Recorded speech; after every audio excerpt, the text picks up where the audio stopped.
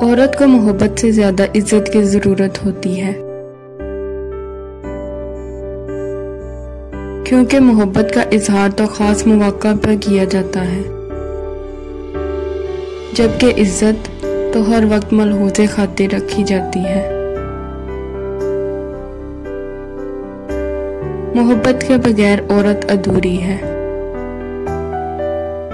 जबकि इज्जत के बगैर औरत औरत नहीं रहती।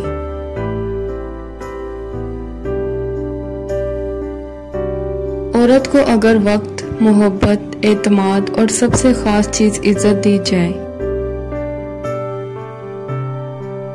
तो वो जान दे सकती है, मगर बेवफाई नहीं कर सकती। जो इज्जत करना जानता है, मोहब्बत करने का अहल वही होता है। मोहब्बत पर इज्जत को फौकियत है, और जिस निगाह में इज्जत नहीं, वो मोहब्बत के रंग भरने के लायक ही नहीं होती। टेंशन, बेचैनी और डिप्रेशन तब होते हैं जब हम दूसरों को खुश करने में जिंदगी गुजार रहे होते हैं।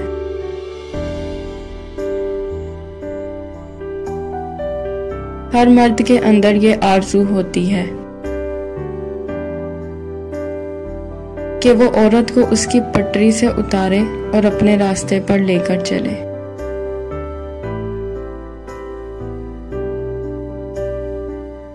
सीखने की चीज इज्जत करना है और करवाना है, मोहब्बत तो खुद ही हो जाती है। मोहब्बत कभी भी खत्म नहीं होती, बस खामोश हो जाती है, और जितनी खामोश हो जाती है उतनी ही जोरावर भी होती जाती है। अंदर ही अंदर शब्द मुझसे बोलती है, चिंगारती है, लहू रोती है। अपने आप में जीतती उम्र होती चली जाती है, और आहिस्ता आहिस्ता वजूद फना होता जाता है। फिर सिले की तमन्ना किसे रह जाती, वो मुड़कर देखे ना देखे, याद करे ना करे, मोहब्बत दे ना दे, हमारी शिद्दतों पे कोई फर्क ही नहीं पड़ता। एक तरफा मोहब्बत में दो बड़े फायदे हैं। एक तो ये कि इसमें नाकामी का अंदेशा नहीं होता, दूसरा ये कि इसका दुरानिया किसी दूसरे की मर्जी पर मुनहसिर नहीं। आप जितनी देर इसमें मुब्तला रहना चाहें,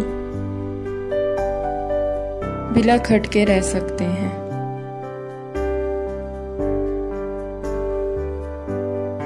बाज मर्दों को इश्क में महज इसलिए सदमे और जिल्लतें उठानी पड़ती हैं कि मोहब्बत अंधी होती है का मतलब वो ये समझ बैठते हैं कि औरत भी अंधी होती है। हमारे साथ ये बड़ी बदकिस्मती है कि हमें बाजारों में जाने का वक्त मिल जाता है, तफरीह के लिए वक्त मिल जाता है, दोस्तों से बात करने का वक्त मिल जाता है, लेकिन अपने साथ बैठने का, अपने अंदर झांकने का कोई वक्त में असर नहीं आता।